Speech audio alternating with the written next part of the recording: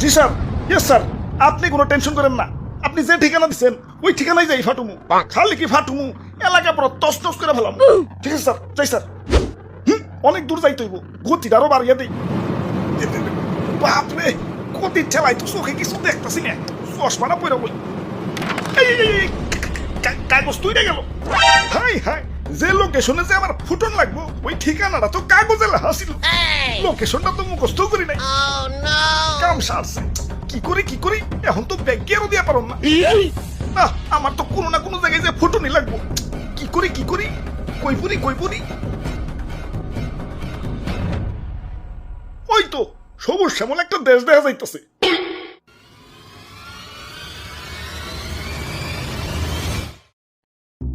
ভাই যাইতে দেন ভাই, দেরি হয়ে যাইতাছে।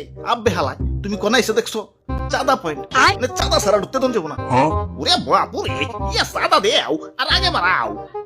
চাঁদা তোলেন কেন ভাই? এটা তো ঠিক না ভাই। এত কথা না কয়ে চাঁদা দিয়ে বিদায় হও। পিছে সিরিয়াল লাগছে দেখো না। আরে আরে খারাপ তো তাড়াহুড়া গেলা। ওই আমার পতাট কেউ না, আমার একটু সামনে গিয়া ফুটতে হইব। কিন্তু সামনে যাই তোলে যে চাঁদা দেন লাগবো। এই চাঁদা হবাই চাঁদা, এই রাস্তাতে যেই যাইবো তারই চাঁদা দিতে হইব। দেন আপনার চাঁদা দাদা 150 টাকা। 150 টাকা? এই আমার কাছে কোনো টাকা নাই। টেকা না থাকলে তো যাইতে দেন যাবো না। ওই ইমার্জেন্সি ভাই, আমার একটু সামনে যাই ফুটন লাগবো, যাইতে দাও ভাই। না চাঁদা ছাড়া তো কোনোভাবেই যাবে দেন যাবো না। কাম সারছে রে, কোন দেশে বললাম? অন্য দেশে ঢুকতে গেলে তো এন্টি মিসাইল সিস্টেমের মুখোমুখি হইতো, এনে তো চাঁদার মুখোমুখি ওর লাগতাছে।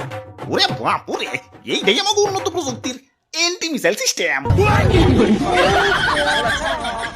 আরে ভাই বুঝতেছো না, ইমার্জেন্সি ভাই, আমার সামনে যে ফুটন লাগবো।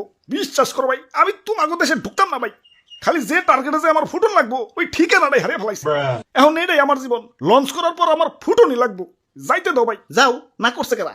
চাঁদা দিয়ে জেনে মনে হয় হেনে যায় ফুটুকা। খালি শপিং মলটা বাদ দিয়ে, কারণ বাঙালি 99% এখন শপিং মলেই।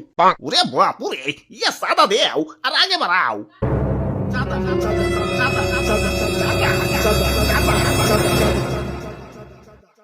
আরে ধর, এই তখন মানুষের বেলায় কোথাও শান্তি পাইতেছি না। একে তো আমার জায়গায় জায়গায় ফুটিয়া ফাটিয়া দুনিয়া জুড়ে একটা গ্যাঞ্জাম বাজিয়ে দিছে, তার উপরে তোরা চাঁদাবাজিতে রাস্তা আটকে বই রইছস।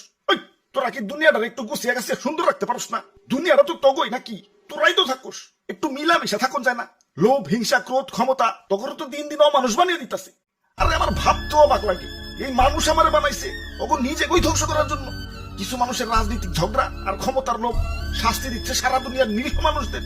আমি যখন আকাশে উঠি, নিচে দেখি বাচ্চারা